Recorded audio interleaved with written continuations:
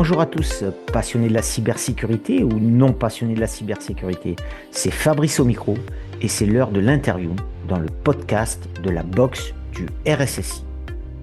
Aujourd'hui, j'accueille Elodie Maya qui est responsable SSI et QHSE RSE.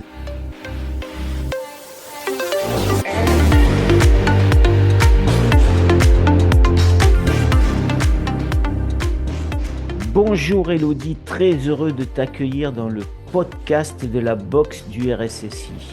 Très heureux déjà parce que tu as accepté mon invitation, Ça fait peu de temps que je te suis sur les réseaux sociaux et donc je te remercie, c'est sympa, c'est cool d'accepter et de vouloir échanger sur la cybersécurité, mais aujourd'hui pas que, parce qu'on va entendre ton parcours. Alors je rappelle à tous les auditeurs qui sont de plus en plus nombreux et j'en profite pour remercier puisqu'on a dépassé les 500 abonnés, donc c'est plutôt cool et j'en suis ravi, tant mieux, ça veut dire que c'est écouté et c'était le principe au départ de pouvoir écouter quelque chose qui se vulgarise, qui est la cybersécurité. Alors, comment ça va se passer? Elodie va se présenter rapidement et puis après, on va rentrer un petit peu dans son parcours, par où elle est passée pour arriver aujourd'hui à ses responsabilités SSI. Après, on va parler sur la cybersécurité, on va essayer de la vulgariser et on viendra rapidement aux questions maintenant que je pose traditionnellement dans le podcast de la box du RSSI, puis on lui laissera le mot de la fin comme on laisse tout le temps le mot de la fin aux interviewés. Alors je rejoins Elodie immédiatement. Bonjour Elodie, comment ça va? Bonjour Fabrice, merveilleusement bien et toi? Ça va, c'est parfait. Moi, quand je suis en interview comme ça et que je rencontre des gens du milieu de la cyber, pour la vulgariser, je suis ravi. Alors, on va de suite, si tu peux, dans un premier temps, te présenter rapidement. Ouais, et ben donc moi je suis Elodie Maya et je suis actuellement donc responsable QHSE, RSE et SSI. Ok, alors on reviendra un petit peu plus tard sur ce QHSE, RSE, parce que la SSI, bon, c'est le cœur des auditeurs. Si tu veux bien, est-ce que tu peux nous raconter un petit peu ton parcours jusqu'à aujourd'hui, en fait, Comment tu es arrivé là, en fait? Tout à fait. Alors moi je suis pas native de la sécurité de l'information et de la cybersécurité. En expérience universitaire, j'ai plutôt un cursus pluridisciplinaire et je suis un peu tombée dans la cybersécurité au cours d'une de mes alternances. Et donc que je faisais dans le cadre de mon master, qui était en QHSE RSE, on y reviendra plus tard. Et j'ai découvert ce fantastique domaine pendant 3 ans, et ça fait maintenant du coup 4 ans que je suis dans ce domaine de la sécurité et que j'apprécie particulièrement. Ok, alors ça fait combien d'années que tu es dans ce milieu? Ça fait combien d'années d'expérience, en fait? Et ben, alors sans compter l'alternance, ça fait 2 ans. En Deux comptant ans, l'alternance, 4. donc une jeune femme dans la cyber, c'est ce qu'on va entendre dans le podcast, ça c'est bien, ça donne de la fraîcheur. Tout à fait. Alors, venons au fait. Est-ce que tu peux, dans un premier temps, me vulgariser et m'expliquer et expliquer à tous les auditeurs qu'est-ce que signifie QHSE et RSE? Tout à fait. Alors QHSE, c'est ni plus ni moins que l'acronyme de qualité, hygiène, sécurité, environnement, pour toutes les fonctions qui vont permettre de piloter ces thématiques-là en entreprise. Bon, la qualité, on en entend parler depuis des années. HSE, donc hygiène, sécurité, environnement, c'est des notions qui sont quand même assez anciennes, mais également très récentes, au même titre que la RSE, qui est la responsabilité sociétale des entreprises. Donc 2 fonctions qui sont quand même assez fonctionnelles au sein des entreprises pour apporter une valeur ajoutée, notamment d'un point de vue client, pour apporter une structure à l'organisation et des méthodes et des process structurés. Alors, on est d'accord que parfois, dans les sociétés, il y a le responsable SSI et le responsable QHSE. Toi, tu as double casquette là. Tout à fait, exactement. Bien souvent, même, je dirais, les fonctions sont scindées, puisque le responsable SSI a souvent un parcours assez technique. Mais effectivement, moi, dans l'organisation, j'ai un peu les 2 rôles. Alors, je reste sur la partie SSI en rôle plutôt fonctionnel et prise de hauteur sur les sujets de sécurité.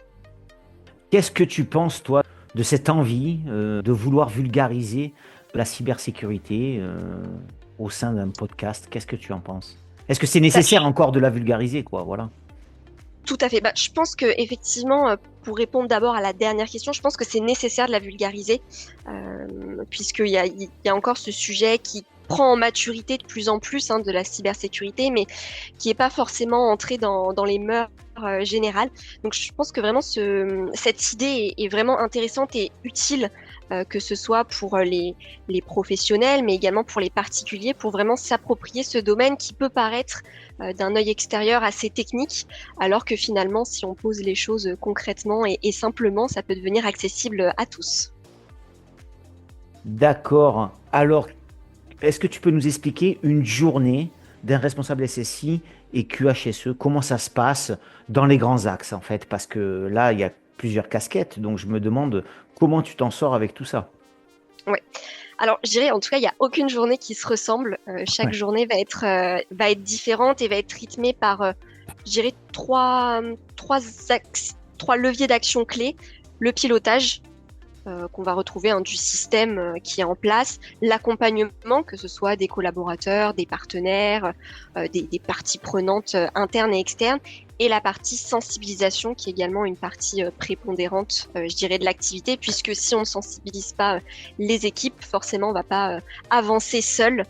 Pour faire avancer la machine, il faut quand même un certain nombre de parties prenantes.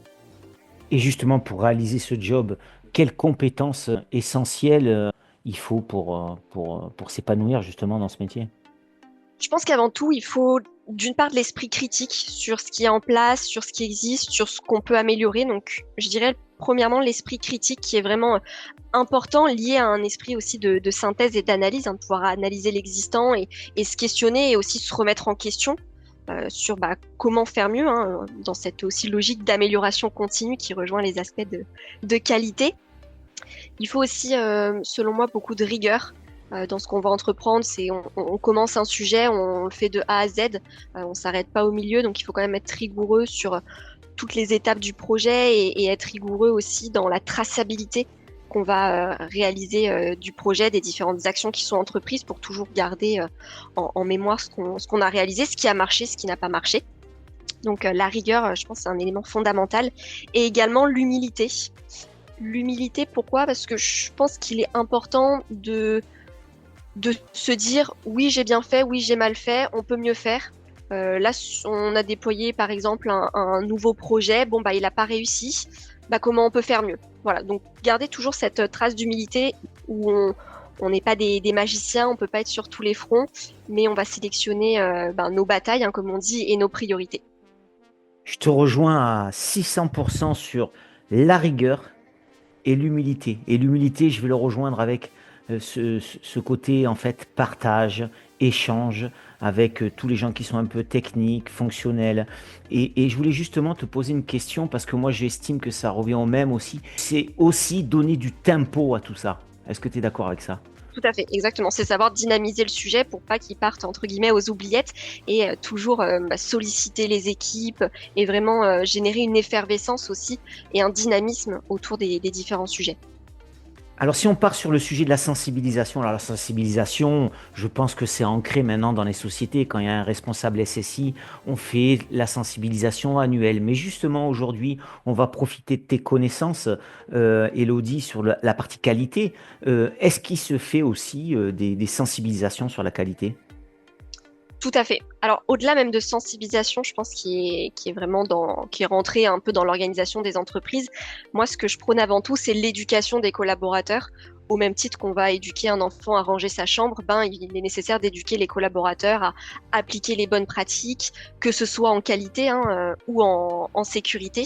Donc, moi, c'est vraiment sur ça que j'œuvre au quotidien, c'est éduquer les collaborateurs et pas seulement à travers une sensibilisation, une formation annuelle, mais c'est au quotidien par du mailing sur des informations clés, par la réalisation de cybercoffee que moi je réalise, qui sont un petit déjeuner, donc un petit café, des petits thés, des petites viennoiseries, et on en profite pour aborder des sujets cyber, que ce soit contexte pro, contexte perso, pour solliciter justement ce dynamisme autour des sujets. Donc vraiment, moi, ce qui me tient à cœur, c'est de garder une sensibilisation, je dirais, quotidienne. Peu importe la forme qu'elle prend, si c'est un échange autour de la machine à café, si c'est un mail qui est envoyé sur un sujet, si c'est des campagnes de phishing aussi par exemple, ou en qualité, si c'est tout simplement aller voir un collègue, lui rappeler les bonnes règles à appliquer dans tel ou tel processus. Tu as dit quelque chose d'intéressant et que moi je pratique et je voulais savoir aussi ton avis là-dessus parce que je trouve que cette approche de la sensibilisation est très intéressante et donne de l'éveil aux collaborateurs. Tu rapproches le pro et le perso dans cette sensibilisation. Tu peux en dire un peu plus?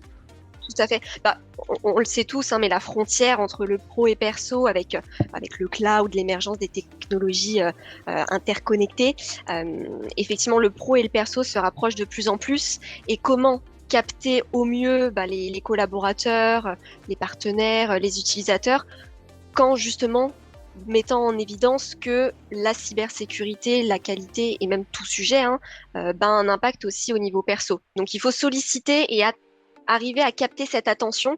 Et je pense que le levier clé, c'est de mêler pro et perso. Puisque le pro, ils vont se dire, bon, ça reste en entreprise, voilà, c'est les données de l'entreprise, quand je suis chez moi, ça me sert pas. Mais d'y mêler au perso, tout de suite, ils vont voir l'impact que ça peut avoir sur leur vie privée, sur leurs données privées. Exactement, on se rejoint. On les attire avec le perso et Tout on à les fait. lâche pas et on part sur le pro. Très Exactement. juste, très vrai. Et si certains auditeurs font de la sensibilisation, moi je leur conseille de faire ça parce que en fait, ça fait vraiment garder l'attention aux collaborateurs et ça marche, c'est sûr. Et est-ce qu'avec tout ça derrière, pour mesurer un petit peu cette sensibilité, cette sensibilisation, pardon, est-ce que tu fais un peu des questionnaires, un petit peu des tests, des choses comme ça? Comment tu mesures un petit peu ton impact de la sensibilisation? Ouais, ça va passer principalement par des questionnaires. Donc, une petite question. En général, j'aime bien ça, une petite question sécurité tous les mois qui permet de maintenir un peu la connaissance et la sensibilisation sur un sujet sécurité clé. Donc, je dirais c'est une petite question voilà, qui est posée. Mais également, et je trouve que c'est ça le plus intéressant, c'est par l'échange. Voilà, de temps en temps, échanger avec une personne, voilà, lui dire qu'est-ce que tu as retenu de notre précédent échange. Et c'est là qu'on voit aussi l'impact que nos paroles et que nos propos, nos exemples aussi ont eu sur la personne et sur ses modes de fonctionnement, sur ses pratiques personnelles. Alors, pour aider un jeune RSSI ou pour aider quelqu'un qui prend la responsabilité SSI dans une boîte où il est tout seul, où il ne sait pas comment se lancer, quel conseil tu pourrais lui donner sur le tempo de ces sensibilisations? Je pense que c'est intéressant, je pense que tu es passionné par ça. Donc, est-ce que tu pourrais l'aiguiller, par exemple? Oui, tout à fait. Je pense qu'il n'y a pas de bon ou de mauvais tempo, tout d'abord. Tout dépend aussi de la maturité de l'entreprise dans laquelle on va intervenir. Mais je pense qu'il faut maintenir au minimum quand même un point de sensibilisation par semaine. Que ce soit une sensibilisation, comme je le disais précédemment, mail, échange direct, réaliser des campagnes de phishing, un support PowerPoint ou même une présentation sur les écrans, pourquoi pas, mais maintenir au moins quand même un sujet qui est abordé chaque semaine. Alors des fois, ça peut être effectivement difficile à trouver, mais on peut passer par d'autres biais. Moi, c'est ce que j'utilise particulièrement, c'est le biais de la qualité. Donc, on va parler de la qualité, mais on va également essayer de sensibiliser sur une partie de la sécurité. Par exemple, on va dire, voilà, il faut quand même, en termes de qualité, avoir un espace de travail qui soit bien rangé, la méthode des 5 S pour la standardisation. En sécurité, on va dire, oui, tu vas pas laisser traîner tes mots de passe sur des post-it ou tu vas pas laisser traîner des informations confidentielles que tu as échangées, par exemple, avec tes clients au format papier sur ton bureau ou même sur ton ordinateur. Aujourd'hui, alors, quel sujet, quel conseil ou une lecture tout simplement, un thème, un moment que tu as partagé sur la cyber ou une vulnérabilité ou un truc cyber, qu'est-ce que tu souhaiterais nous partager aujourd'hui ou partager à tous les auditeurs? Ouais, c'est plus une expérience du coup qu'effectivement j'ai vécue récemment. Dans mon entreprise, on a migré d'outils, de solutions d'authentification et de gestion des access, donc pour l'ensemble des collaborateurs.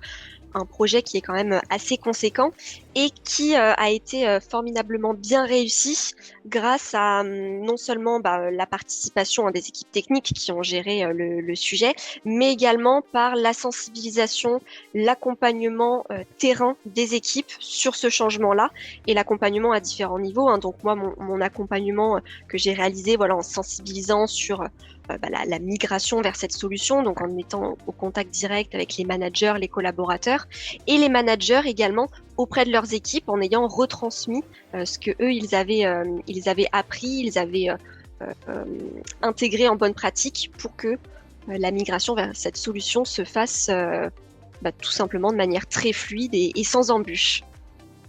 Si on parle un petit peu des femmes, et ça tombe bien, aujourd'hui on te reçoit dans l'interview, tu es la quatrième femme qui passe au sein du podcast, hein. C'est promis, j'ai dit aux auditeurs, j'ai annoncé dans le post que le prochain serait une voix masculine et je me suis engagé parce qu'après ça va crier. Donc bon, je suis très content d'avoir accueilli quatre femmes, on va changer un petit peu. Mais justement, que penses-tu toi de la place des femmes dans la cyber et que peut-on faire pour accélérer un petit peu leur présence? C'est vrai qui est encore un peu triste, quoi, en fait, quelque part. Ceci étant, en premier lieu, j'ajouterais qu'il y a quand même eu, je pense, depuis ces dernières années, une évolution assez Oui, importante sur le sujet. Moi, c'est vrai que du coup, je suis dans le domaine depuis 4 ans. Au début, moi, on m'en avait pas parlé quand j'étais en études encore, hein. On m'avait pas du tout parlé de la cybersécurité.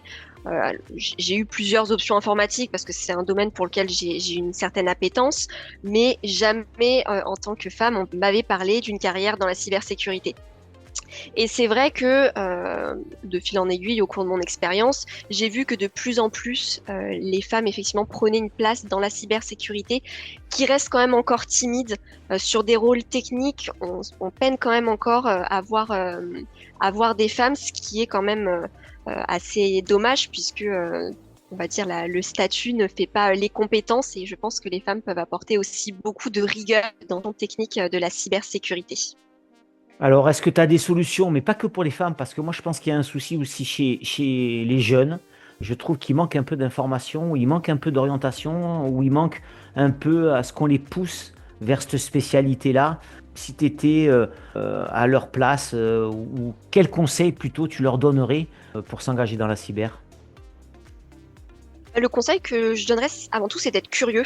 Moi, je pense, c'est un regret que j'aurais, c'est de ne pas avoir été peut-être assez curieuse il y a quelques années pour aller directement vers ce domaine-là. Mais c'est d'être curieux, d'aller se renseigner sur des sites internet, d'assister à des salons aussi, hein. Il y a le FIC chaque année qui génère quand même une effervescence autour du sujet et où on peut voir beaucoup d'entreprises, beaucoup de nouvelles solutions et qui est vraiment intéressant pour les jeunes qui ne savent pas s'ils veulent vraiment se lancer dans le sujet ou qui même peuvent apprendre à en découvrir sur le sujet. Donc, je dirais d'être curieux avant tout et d'aller se renseigner sur Internet, sur les salons et de prendre contact aussi avec des experts hein, sur les réseaux sociaux. On le voit, LinkedIn maintenant, c'est quand même une source d'informations et de rencontres importantes. Et justement, toi, tu es inscrit un peu à des associations ou autres sur la cybersécurité ou pas? Alors, pas du tout. Pas en tout cas pour le moment. C'est un projet justement 2025 de pouvoir un peu plus m'investir dans le milieu. Ok, super. Eh ben, je crois que c'est une bonne idée un petit peu de partager. Ça permet de communiquer, partager, d'échanger, de prendre ce qu'il y a de bon dans la cyber. Alors, il n'y a pas tout le temps que du bon dans la cyber, justement.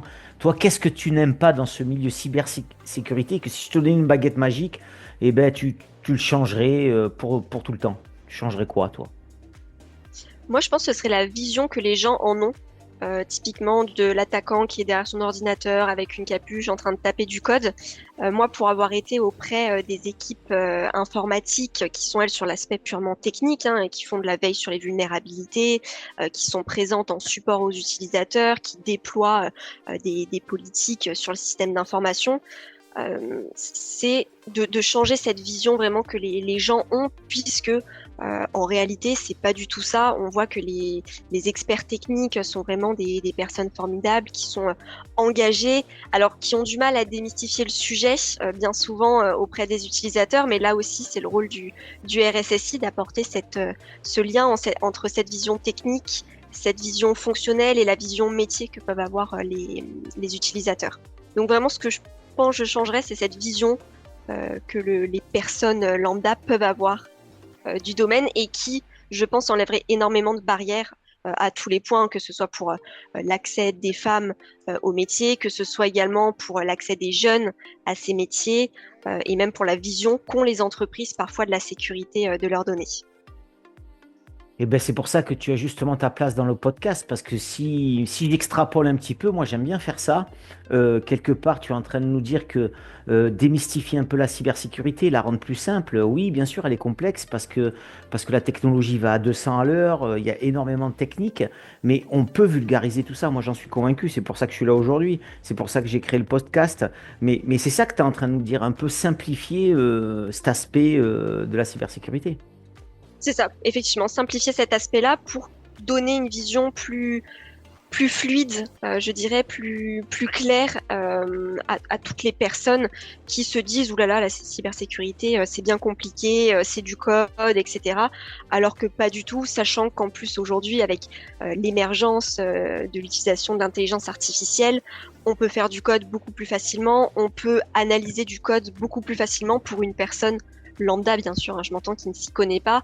Moi-même, à titre personnel, quand j'ai un doute sur un code que je peux voir ou que je ne comprends pas, je mets de l'IA et qui me répond tout de suite et c'est fluide. Eh bien, merci pour cette intervention parce que moi, je suis très content d'entendre ça. Moi, j'en suis convaincu.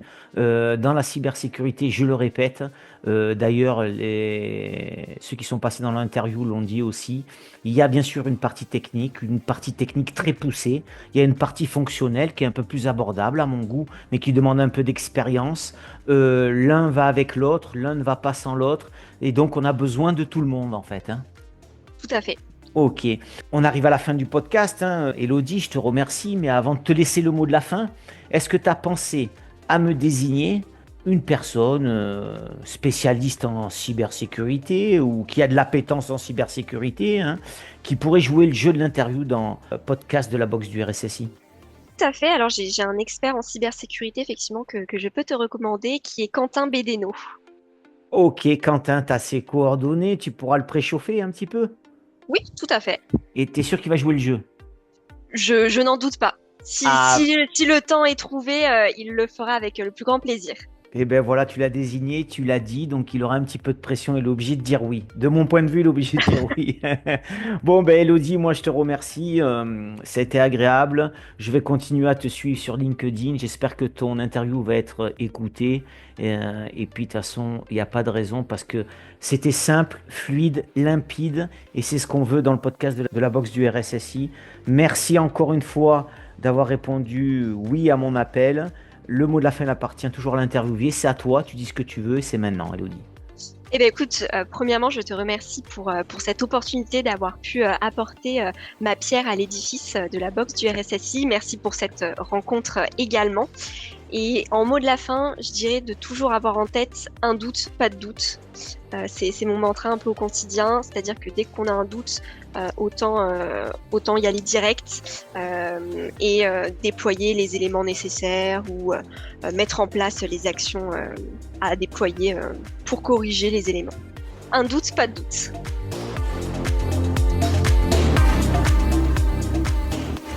Un grand merci à Elodie d'avoir joué le jeu de l'interview dans le podcast de la boxe du RSSI. Je lui souhaite de s'épanouir dans ses fonctions. Et je n'oublie pas la personne qu'elle a désignée pour une prochaine interview dans le podcast. Merci à toutes et à tous d'avoir suivi ce nouvel épisode du podcast. Si ça vous a plu, n'hésitez pas à partager sur vos réseaux. Je vous dis à très vite pour une prochaine interview, car la cyber, c'est super.